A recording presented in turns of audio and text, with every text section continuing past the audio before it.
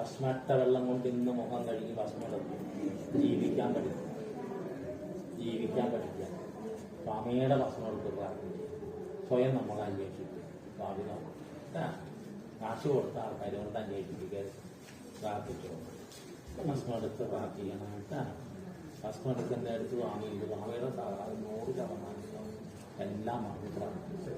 നമ്മൾ പെണ്ണ് കെട്ടാനല്ല വന്നത്, മാന്യമായി ജീവിക്കും. ഇപ്പോഴത്തെ പെണ്ണ് കെട്ടി നമ്മൾ പെണ്ണ് കെട്ടി പണിക്ക് പോയി ആ പെണ്ണ് കണ്ടവരെ കഴിക്കുന്നു. കയ്യാണ്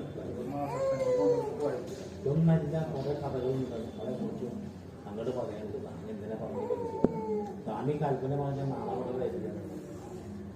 എന്തൊക്കെ പറ്റിയിരിക്കുന്ന 10 മലയാളത്തിൽ വിളിച്ചു പോയി.